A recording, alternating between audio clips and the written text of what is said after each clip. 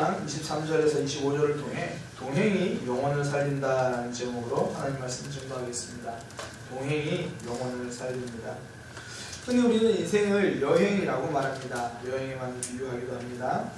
그 이유 중에 하나가 하루를 사는 만큼 새로운 것을 만나기 때문에 여행이라고 말하는 것 같습니다. 낯선 곳을 가는 여행, 낯선 시간을 살아가는 것, 그것이 인생이다라고 생각을 합니다. 어떤 여행이든지요, 가장 중요한 게 누구와 함께 가는가, 이게 제일 중요한 것 같습니다. 사랑하는 배우자와 함께 가면요, 제주도, 아니면 부산, 아니면 가까운 인천만 가도 신혼여행이라고 부릅니다. 그러나 직장 상사와 함께 가는 길이라면요, 하와이를 가도 그건 출장입니다.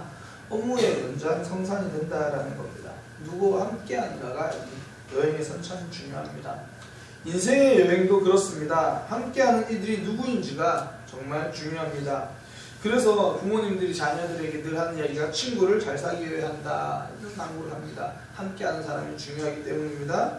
많은 청년들이 배우자를 고를 때, 선택할 때 신중하고 또 신중한 이유가 그겁니다. 함께하는 이들이 중요하기 때문입니다. 오늘 본문에서요, 바울은 마지막 인사하면서 자신과 함께하는 사람들에 대한 이름을 언급합니다. 신앙의 여정에서 함께하고 있는 친구들, 인생 여행의 동행자들을 소개하고 있습니다. 그게 두 부류의 사람으로 나누어지는데요. 첫 번째는 아픔의 자리에 함께 있어준 사람을 이야기합니다. 에바브라입니다. 함께 갇혀 있었다라고 이야기를 합니다. 아픔의 순간, 외로울 때 같이 있었다라는 겁니다. 두 번째는 함께 힘을 모은 사람들에 대해서 이야기합니다. 도움을 주고받았다는 사람. 오늘 바울의 표현대로는 동역자, 이렇게 이야기를 하는 사람들입니다. 마가, 아리스다고, 데마, 누가, 이런 사람들입니다. 믿음의 동행은요, 아픔의 자리에 함께 있어준다라는 겁니다. 진짜 동행은 언제나 아픔의 때에 드러나게 되어 있습니다. 아플 때 곁에 있어준 사람이 진짜입니다. 바울과 함께 감옥에 갇혀있는 에바브라가 그런 사람이죠. 좋을 때만 함께한 것이 아니라 같이 복음을 전하고 그 일 때문에 같이 감옥까지 가게 됩니다. 1912년에요, 아시아의 작은 나라 조선에 푸른 눈의 간호사가 찾아왔습니다. 독일에서 태어났는데요, 미국에서 간호학을 마치고 안정된 모든 삶을 다 뒤로 하고 조선이라는 곳으로 옵니다. 32살의 나이에 32살의 처녀의 몸으로 조선으로 왔습니다. 그녀가 도착해가지고 한 일은 처음에는 조랑말을 타고요, 전국을 돌아다니면서 한센병 환자들을 포함한 많은 질병들을 걸린 사람들을 돌아보았습니다. 연약한 이들과 함께 있어 준 겁니다. 아시다시피 당시에 조선의 보건시설을 얼마나 열악했습니까? 이런 현실 가운데 그녀는 광주 제중병원을 중심으로요, 아픈 사람을 돌보고 가난한 여인들의 교육에 힘을 썼습니다. 가장 아프고 힘들고 외로운 순간에 함께 있었다는 거죠. 그뿐 아니라 조선에서 수양딸 13명, 또 나환자 아들 1명 등 14명의 아이를 입양해서 기르기도 했습니다. 그러니까 한생일을 돌보고 고아들을 자식 삼아 살던 그녀는요, 정작 자신은 끼니 한번 제대로 챙겨 먹지 못할 정도로 궁핍했다라고 합니다. 그러니까 한 사람을 더 돕기 위해서 자신의 생활비마저 쪼갠 거죠. 함께 아파할 줄을 알았던 겁니다. 그렇게 22년의 세월을 조선에 선신했습니다.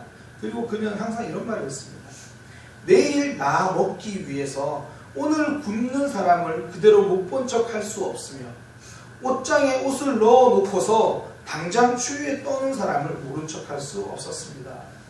결국 그녀는요, 54세의 나이로 세상을 떠났는데 사인이 영양실조였습니다.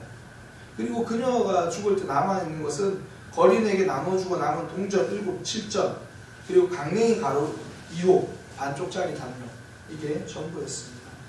푸른 눈을 가졌지만 수많은 조선인들의 아픔을 어루만진 어머니로 살다가 간 그녀는 엘리자베스 쉐핑, 한국 이름으로 서성평 선교사입니다. 아마 영화로도 한번 나온 걸로 아는데요, 아픔을 모른 척하지 않았습니다. 이것이 바로 동행입니다. 예수님의 사역을 한마디로 요약하자면요, 모른 척하지 않았습니다. 나를 불쌍히 여겨달라고 외치던 눈먼 자 바디메오의 외침을 모른 척하지 않았습니다. 12년 동안 혈루병으로 고생하던 여인의 눈물을 모른 척하지 않으셨습니다. 나인성에서 하나밖에 없는 아들을 장례를 치르며 슬퍼할 힘조차 없던 한 과부의 아픔을 모른 척하지 않으셨습니다. 예수님은 앞을 보지 못하는 이들의 아픔을 모른 척하지 않았던 것, 아픔의 자리에 함께 하셨습니다. 그때 바리새인들이 했던 것은 평가했습니다. 죄 때문이다, 부모의 죄 때문이다, 자신의 죄 때문이다.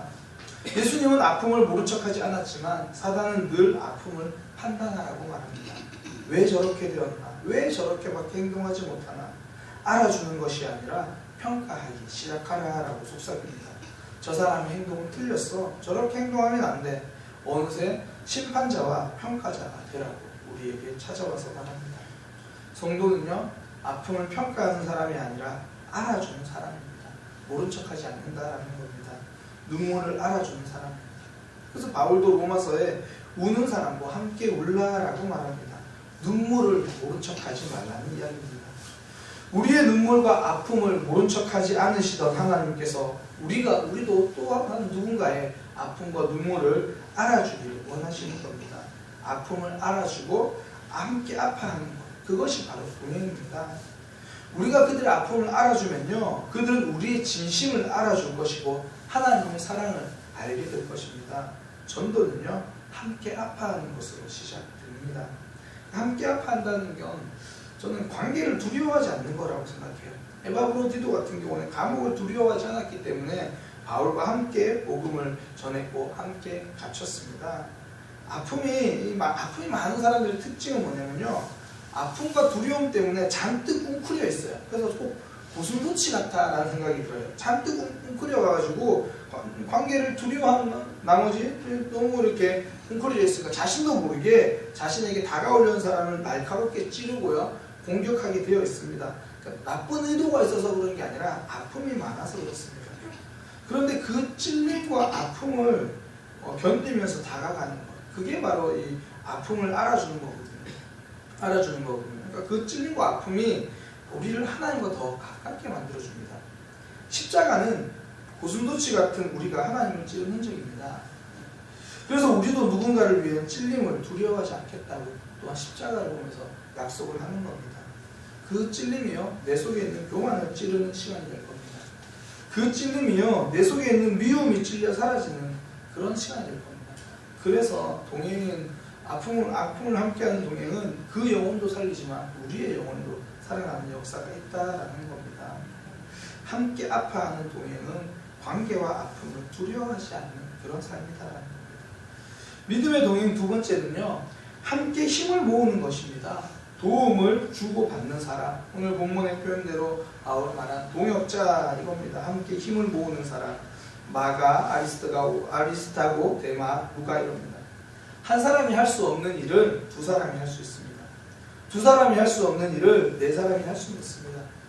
복음도 혼자서 전하는 것이 아닙니다. 제가 이번에 전도 대상자로 이제 정한 사람들이 뭐 미용실, 그리고 치킨집 뭐 그렇습니다. 그랬더니 성도님들 중에 한 분이 그 미용실을 꼭 이용해 봐야겠다고 그 미용실이 어디냐고 물어오시는 분도 계셨고요. 청년들은 이번 전도 기간 동안 닭은 계속 그 집에서만 이렇게 시켜 먹었습니다. 그러니까 제가 복음을 전하겠다고 하니까 함께 도와주는 겁니다. 이번 주에 한 분이 저에게 문자를 주셨습니다. 문자 내용이 이겁니다. 정말 복음을 받아들이지 않고 교회에 대해서 완고하던 전도 대상자 한 분이 예배로 오시기로 했다. 마지막까지 마음 변하지 않게 목사님 기도해 주십시오. 전도는 함께 하는 것이기 때문에 저에게 그런 부탁을 하셨을 겁니다. 저는 이번 초청 예배도요, 우리가 함께 전도하는 것이라고 생각합니다. 왜냐하면 나 혼자는 늘 전도에 대한 부담은 가지고 있지만 막상 실천까지는 쉽지 않았습니다. 그런데 옆에 있는 지체가 이제 전도하고 시작하고 공동체가 전도하기 시작합니다.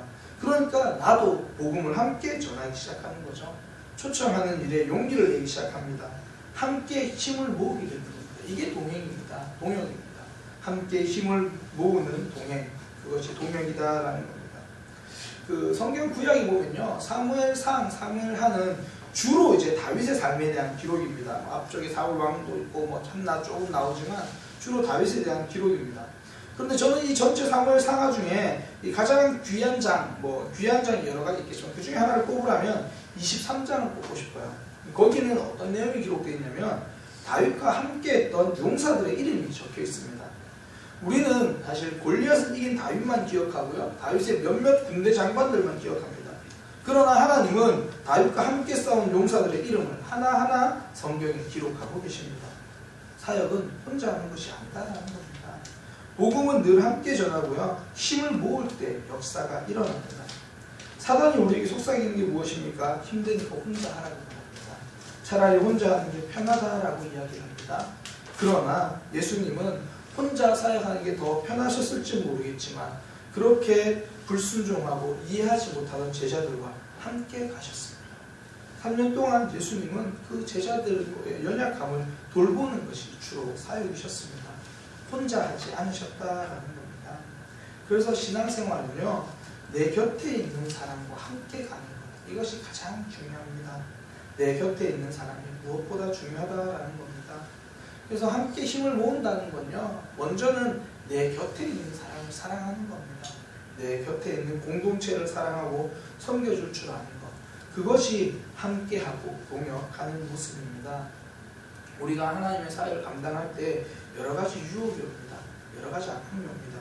그때 이겨내는 힘은 내가 마음을 다 잡는 것도 있지만 공동체가 내밀어주는 손을 잡는 겁니다. 내 옆에 있는 지체의 손을 잡을 수 있는 것, 그것이 함께 사역을 해나가는 거고요. 힘들고 어려운 일을 이루어 나가는 겁니다. 특별 새벽기도 나 혼자는 힘들지만 가족과 함께 나오니까 많이들 나오셨지 않습니까? 어떤 분들은 그런 얘기 하더라고요. 정말 나오고 싶었는데 알람이 눈 뜨니까 7시 20분이었어요. 그 중에 한 명만 그 가족에서 5시에 일어났으면 아마 다 나왔을 거예요. 이게 공동체의 힘입니다. 다 같이 자는 게 공동체의 힘이 아니고 한 명이라도 일어나면 함께 나올 수 있는 것, 이게 공동체의 힘입니다. 전도 지금까지 함께 오셨는데요, 쉽지 않을 겁니다. 그리고 앞으로도 전도 쉽지 않습니다. 전도만 어려운 게 아니라 가만히 생각해보면 교회의 모든 사역이 참 어렵습니다. 살아가는 하루가 참 어렵습니다. 그래서 교회가 있고요. 그래서 구역이 있습니다. 함께 있는 사람과 함께 가는 것, 그것이 동행입니다.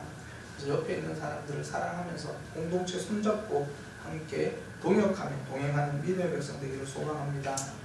말씀을 정리하겠습니다. 아픔의 자리에 함께 있는 것이 동행입니다. 함께 힘을 모아 함께 사랑하며 가는 것이 동행입니다. 그렇게 동행함으로 우리의 영혼이 살아나고 우리 주위에 있는 영혼을 살릴 수 있는 믿음의 백성 되시기를 소망합니다. 기도하겠습니다.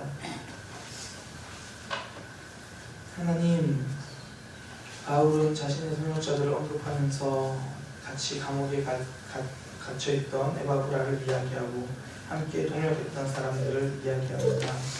우리도 함께 힘을 모아 하나님 나라 확장을 위해 달려가게 하시고 무엇보다 아픔을 모른 척하지 않고 아픔을 바라보며 함께 힘을 모아 옆에 있는 이들을 사랑하며 공동체의 모습으로 갈 수 있도록 인도하여 주옵소서.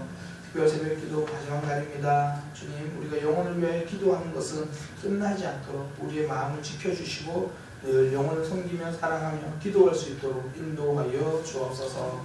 예수님의 이름으로 기도드립니다. 아멘.